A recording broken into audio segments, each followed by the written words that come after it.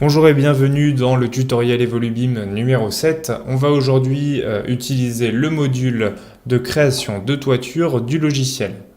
Donc on va l'utiliser le premier projet qu'on avait initié lors de la précédente vidéo et on va passer directement en mode 2D.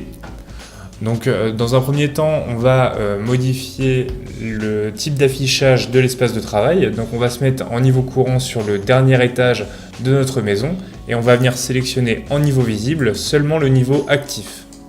Donc de cette manière, on a dans l'espace de travail uniquement le dernier niveau et on n'est pas pollué par toutes les annotations, les légendes et les éléments qui composent les niveaux inférieurs de notre projet. Donc on va venir sélectionner l'icône de toit à gauche et on va aller regarder les options d'insertion de toiture en cliquant sur la croix orange en haut à gauche. Donc, la case de dialogue des options d'insertion affiche donc plusieurs options. La première est d'insérer le toit dans le niveau courant. Donc avec cette option, vous allez insérer votre toit directement dans le niveau R+1 qui se trouve à un niveau fini à 2,80 m. On va préférer dans le cas présent choisir la deuxième option qui consiste à insérer le toit dans un nouveau niveau qui sera désigné par des combles aménagés et qui sera disposé automatiquement au-dessus du niveau R+1 avec donc un niveau fini qui sera différent. On pourra choisir de copier donc des murs qui proviennent du niveau R+1 directement sur les combles.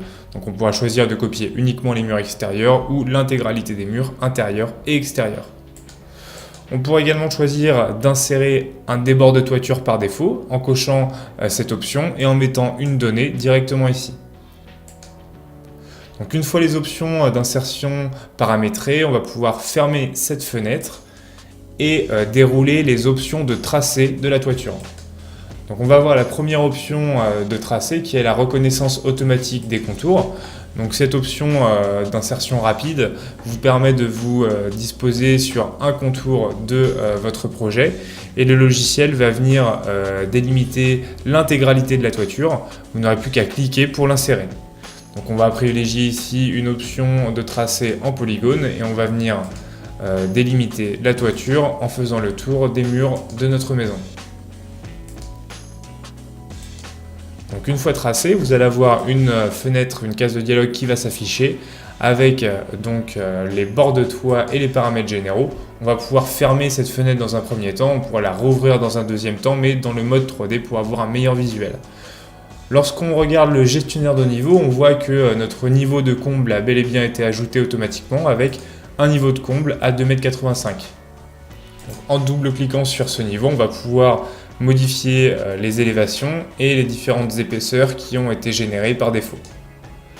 Donc on va maintenant se positionner sur le niveau courant de comble et on va passer en mode 3D. Donc en mode 3D, on a un aperçu de la toiture qui a été générée par défaut par le logiciel et on voit qu'on a accès à plusieurs codes interactifs qui sont matérialisés en bleu. Donc ces codes interactifs, on va pouvoir cliquer dessus et modifier directement la donnée ici. Donc on peut la modifier via ces codes interactifs, mais on pourra modifier ce paramètre également en allant dans la rubrique toit en haut à gauche. Donc dans cette rubrique, on va retrouver notre onglet bord de toit avec la représentation schématique de la toiture. Donc avec cette représentation, on va pouvoir sélectionner chaque versant et le paramétrer. Donc je vais pouvoir sélectionner ce premier versant, lui donner une inclinaison, un débord de toiture et un niveau bas du rampant qui se trouvait juste ici. Je pourrais également mettre des informations ici et les appliquer à tous les bords pour ne pas perdre de temps.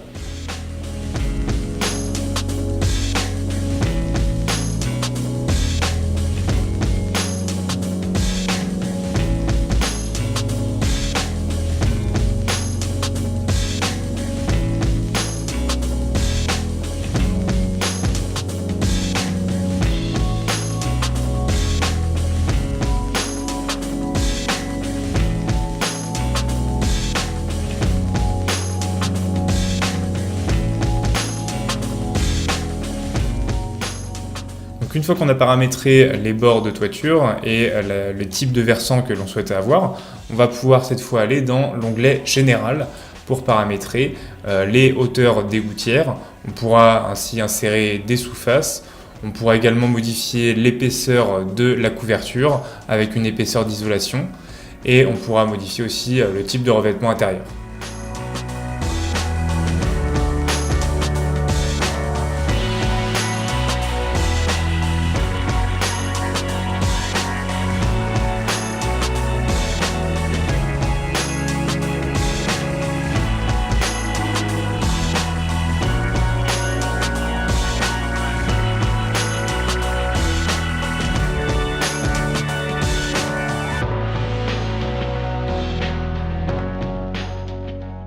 Donc une fois que j'ai paramétré la couverture, je vais pouvoir maintenant m'attarder sur la charpente. Donc pour avoir un visuel sur la charpente, je vais devoir modifier le type d'affichage et je vais donc aller dans les barres d'état qui se trouvent en bas à gauche et cliquer sur l'icône d'ossature bois. Donc je vais me mettre sur une ossature bois exclusive et de cette manière, je vais avoir sur l'espace de travail uniquement la charpente qui sera visible. Donc je vais pouvoir la sélectionner et je vais aller dans la rubrique ossature bois cette fois. Donc dans cette rubrique, je vais retrouver l'onglet général qui va me permettre de modifier la position de chaque élément de la charpente. Je pourrais modifier donc la position de la panne sablière, des pannes intermédiaires et de la panne faîtière. Je pourrais choisir d'ajouter des entrées. Je pourrais choisir également de modifier l'anthrax des chevrons, etc. Et dans un deuxième temps, je pourrais aller dans l'onglet section transversale pour modifier toutes les sections des éléments que j'ai positionnés dans la partie générale.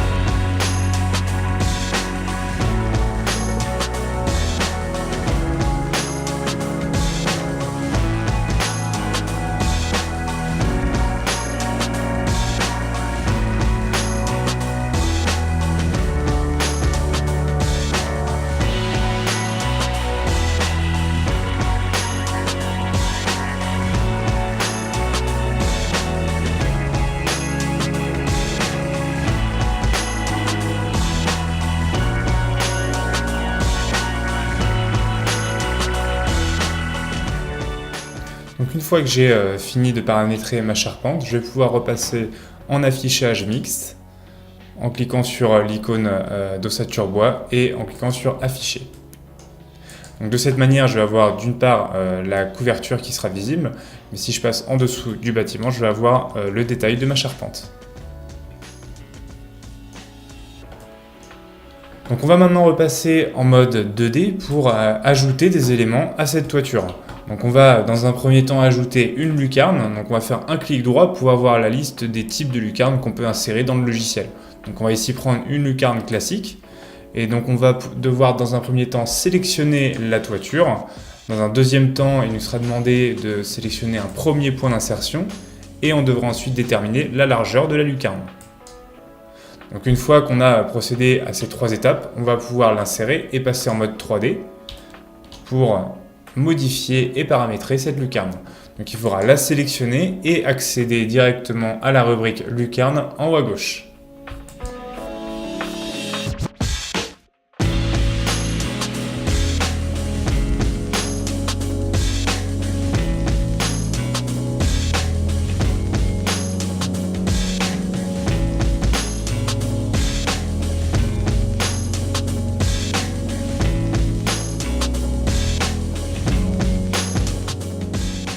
Donc il ne nous restera plus qu'à insérer une ouverture dans cette lucarne pour la terminer. Donc on va maintenant repasser en mode 2D et on va insérer des fenêtres de toit sur le versant opposé. Donc on va aller cliquer cette fois sur l'icône fenêtre de toit qui se trouve juste en dessous de l'icône des toitures. Et on va, un petit peu comme pour la lucarne, sélectionner dans un premier temps la toiture et on va sélectionner un point d'insertion. Donc on peut céder des différents types d'accrochage du logiciel.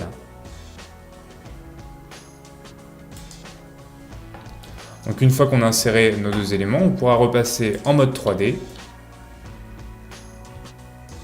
pour visualiser nos fenêtres de toit. On pourra également constater en mode ossature bois exclusif que les chevrons de la charpente ont été automatiquement découpés sous la fenêtre de toit et que un linteau a directement été automatiquement disposé sous la fenêtre de toit. On pourra maintenant repasser en mode d'affichage caché pour masquer la charpente. Et si l'on souhaite voir l'intégralité et la globalité de notre projet, on pourra, dans les niveaux visibles, présenter tous les niveaux.